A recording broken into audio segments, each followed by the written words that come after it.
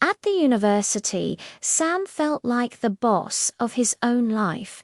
He had a bright morning plan: meet a couple of friends, have a chat, and work on his chemistry project. First, Sam opened the cupboard to get his breakfast bowl. The old cooker made a strange noise and almost started to burn his toast. He was careful and turned it off carefully.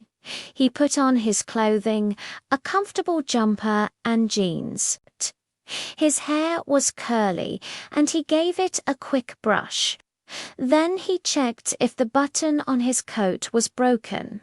It was, but he didn't complain. No crime there. Outside, a grey cloud floated in the sky.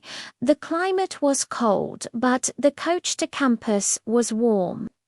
On the bus, he saw a funny cartoon in the paper and made a small comment to the girl next to him.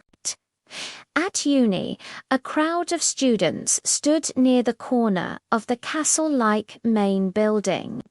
The big hall was closed for a conference with a famous celebrity, a rich businessman who wanted to give cash to a local charity. Sam went to the library. He needed to collect some data for the project. The context of his research was about the climate of each continent. He had to consider how to connect the columns of numbers and communicate his ideas clearly. He met his colleague Lisa. Together, they started to count results and write a copy of their notes. Lisa said, "Let's continue. We must do this correctly." They heard a crazy sound. Someone started to cry. A criminal? No, just a student upset about the competition in a camp project.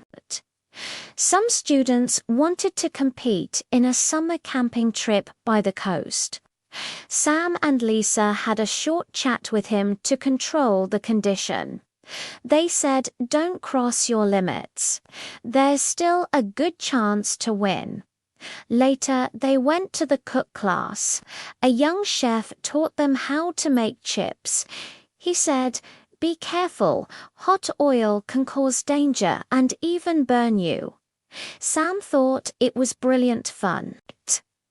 After class, they went to the old church near campus to take photos for a classical art project. The bridge by the coast gave them a clear view. Evening came. Sam had a cycle back home on his bike. He felt creative and completely happy. He would celebrate later with his friends.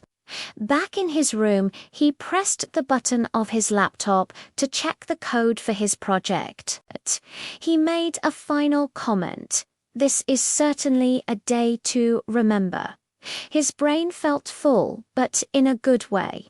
Sam knew that in this community, with so many characters, there would always be another chance for a new story.